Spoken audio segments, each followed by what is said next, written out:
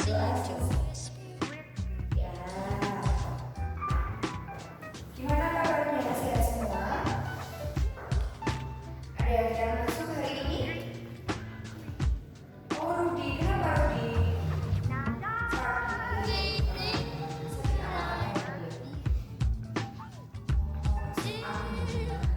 Kalian juga harus jaga kesehatan karena sekarang musim hujan. Kalian tidak boleh hujan-hujan di luar, nanti sakit seperti ini. Ya, semangat kan untuk memulai pelajaran pada pagi hari ini? Harus semangat dong. Oke, sekarang Ibu mau nanya, siapa di sini yang mirip sama ibunya? Ayo tunjuk tangan. Ya, 1, 2, 3. Kalau yang mirip sama bapaknya? Ada tidak? Kalau mirip sama dua-duanya? Wah, Bu, saya nggak mirip sama dua-duanya, Bu, malahan gitu ya. Ya, nah sekarang kita akan belajar mengenai pola pewarisan sifat.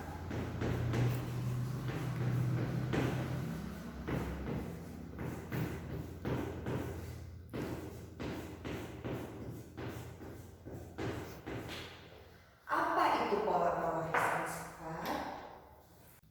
Nah, jadi apa itu pola pewarisan sifat? Sebelumnya, Ibu akan menyampaikan tujuan pembelajaran kita pada pagi hari ini terlebih dahulu. Jadi yang pertama, siswa mengetahui konsep dari hukum Mendel 1 dan hukum Mendel 2. Yang kedua, siswa dapat menjelaskan persilangan monohibrid. Dan yang ketiga, siswa dapat menjelaskan dari persilangan dihibrid. Selanjutnya adalah siswa dapat mengetahui apa saja penyimpangan yang terjadi pada hukum Mendel. Ibu ingin bertanya dulu, ada yang sudah tahu apa belum? Apa itu hukum Mendel? Hukum Mendel 1 itu yang seperti apa? Hukum Mendel 2 yang seperti apa? Ya kan? Kalian kan sudah belajar tadi malam. Coba Ibu tanya, ada siapa yang tahu? Angkat tangan. Gak belajar ya kalian tadi malam. Nah, ketahuan. Tadi di awal kan Ibu sudah bertanya apakah di sini ada yang mirip dengan ibunya atau mirip dengan bapaknya, seperti itu ya. Nah, jadi hari ini kita akan belajar mengenai bagaimana sifat dari induk dapat diturunkan kepada anak-anaknya. Nah, sampai sini ada yang sudah bisa membayangkan apa aja yang akan kita pelajari? Nah, ya pintar. Oke, sekarang Ibu akan membagi kalian menjadi 5 kelompok, ya. Seperti ini saja. Setelah ini kelompok 1, kelompok 2, kelompok 3 dan seterusnya hingga kelompok 5. Oke. Sekarang kalian bersama dengan kelompok kalian mencari contoh mengenai hukum Mendel. Persilangan apa saja yang ada pada hukum Mendel, ya. Boleh dibuka LKS-nya, coba dicari. Setelah itu kalian berdiskusi, kemudian salah satu perwakilan dari kelompok kalian mempresentasikan ke depan, ya. Paham? Ya, baik, silakan. Ibu beri waktu 10 menit saja. Sudah ya anak-anak? Nah, sekarang Ibu mau dari kelompok 3. Perwakilan dari kelompok 3 silahkan mempresentasikan hasil diskusi kalian di depan kelas. Ayo, siapa yang ingin mempresentasikan? Oh ya, Alvin. Ayo silakan maju ke depan. Nah, seperti itu tadi penjelasan dari teman kalian. Apakah sudah paham?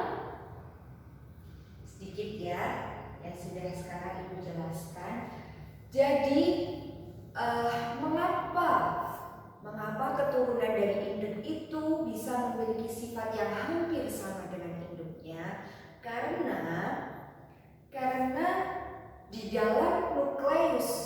sel telur milik wanita dan di dalam nukleus sel sperma milik pria itu terdapat yang namanya gen. Nah, gen tersebut akan bergabung menjadi satu, menghasilkan keturunan yang memiliki sifat hampir sama dengan induknya.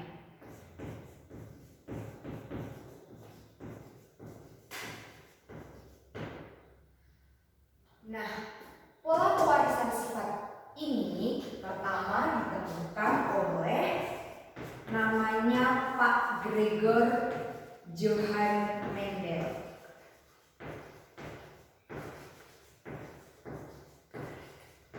Maka dari itu pola pewarisan sifat ini juga disebut dengan hukum Mendel, begitu ya. Paham sampai sini? Ya, baik. Sekarang Ibu lanjutkan. Nah, jadi Pak Mendel ini awalnya itu menyilangkan tanaman-tanaman untuk merumuskan hukum tersebut. Contohnya seperti tadi yang dicontohkan oleh Mas Alvin, itu ada persilangan antara tanaman ercis seperti itu. Nah, dari hasil perumusan hukum tersebut didapat yang namanya genotip. Genotip itu adalah sifat yang tidak nampak. Biasanya dituliskan dengan huruf besar dan huruf kecil. Nah, huruf besar ini sebagai gen yang dominan, sedangkan huruf kecil itu sebagai gen yang resesif. Selanjutnya selain genotip ada fenotip. Kalau tadi genotip itu adalah sifat yang tidak nampak, berarti fenotip adalah sifat yang nampak dan bisa kita lihat gitu ya. Contohnya adalah berwarna hijau, bentuknya bulat atau bentuknya keriput. Selanjutnya kita akan masuk pada hukum Mendel 1.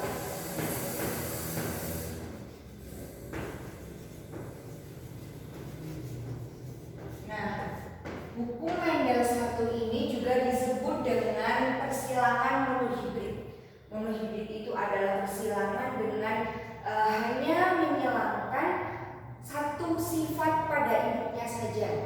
Kita ambil contoh persilangan pada kacang ercis. Kacang ercis dengan biji bulat dan kacang ercis dengan biji keriput. Ya, jadi persilangannya seperti ini. Ini P, ini namanya parental, itu induknya. Kacang ercis berbiji bulat dilambangkan dengan B besar dan B besar, yang artinya ini bulat dominan. Kemudian disilamkan dengan kacang ercis biji keriput dilambangkan dengan B kecil, B kecil, B kecil. B ini tadi apa namanya? Genotip. Nah, seperti ini. Ini B besar, B kecil menghasilkan keturunan pertama diberi nama X1. Keturunan pertama menjadi B besar dan B kecil. B besar dan B kecil ini memiliki sifat bulat. Fenotipnya bulat karena sifat bulatnya lebih dominan. Nah, kemudian sesama keturunan F1 disilamkan. Jadi F1 disilamkan dengan sesama F1. Ya, berarti B besar B kecil disilamkan dengan B besar dan B kecil. Ini B besar, B kecil, B besar dan B kecil. Nah, kalian bisa membuat persilangan itu seperti ini. Seperti ini. Ya.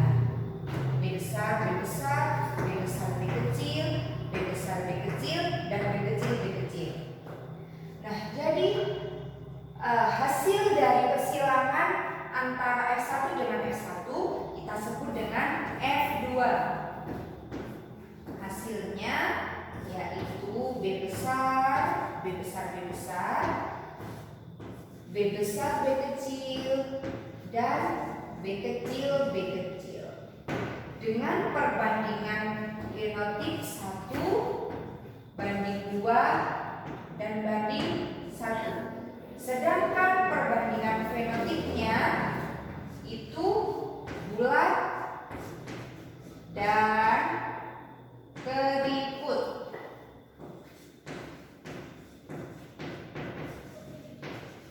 Nah, perbandingan fenotipnya adalah 3 banding 1. Seperti itu. Sampai sini paham ya? Ya, baik. Nah, selanjutnya ada hukum Mendel 2. Yang pertama sudah paham kan ya? Ya. Selanjutnya adalah hukum Mendel 2.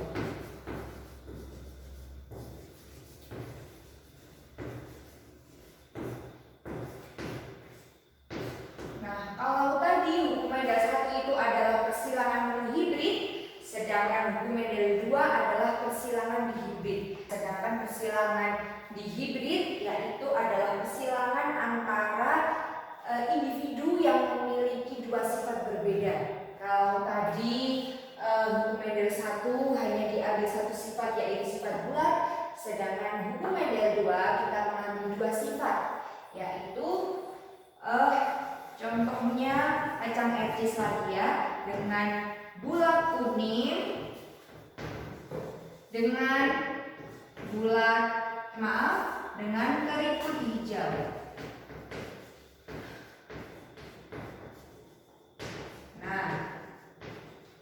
Nah, karena ini setiap individunya menggunakan dua sifat, maka genotipnya juga menggunakan dua item. Ya, jadi genotipnya ada B besar, B besar, K besar, K besar. Karena ini bulat kuning itu adalah sifat dominan, kemudian keriput hijau menggunakan B kecil, B kecil, K kecil, K kecil. Nah, jadi B besar, K besar, B kecil, K kecil. Disilangkan. Menghasilkan keturunan F1 yaitu B besar, B kecil, K besar, K kecil. Nah, ini sifatnya adalah bulat kuning karena di sini bulat kuning yang lebih dominan. Kemudian selama keturunan F1 disilangkan. Jadi B besar, B kecil, K besar, K kecil disilangkan dengan B besar, B kecil, K besar, K kecil.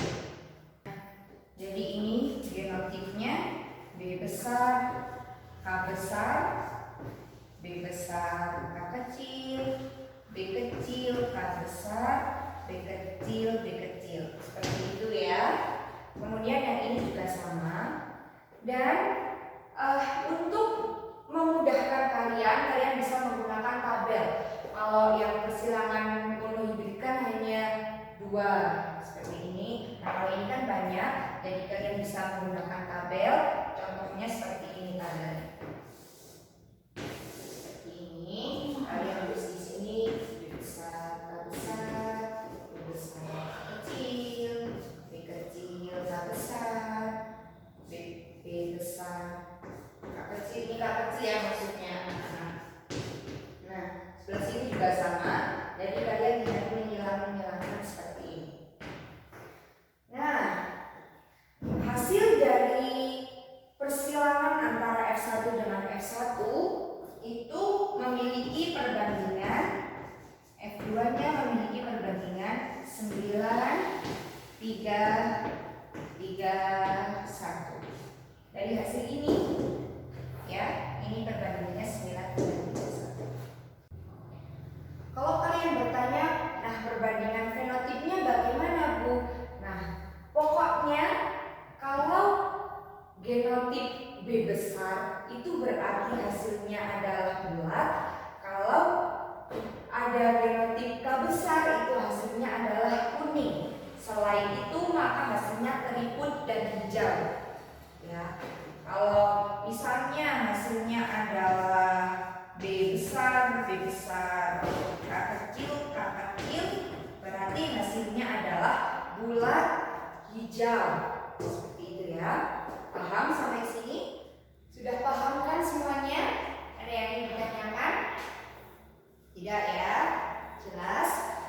Selanjutnya kalian buka LKS halaman 30. Coba kerjakan soal Romawi 1. Sudah selesai ya mengerjakannya? Gampang kok ya. Nah, untuk minggu depan Ibu beri kalian tugas mengerjakan yang room 2 dan soal pengayaannya ya. Kemudian untuk pertemuan selanjutnya kita akan membahas mengenai penyimpangan semu pada dokumen. Kalau tidak ada pertanyaan lagi, Ibu cukupkan ya pada pagi hari ini. Ibu akhiri. Assalamualaikum warahmatullahi wabarakatuh. Jangan lupa dikerjakan PR-nya ya.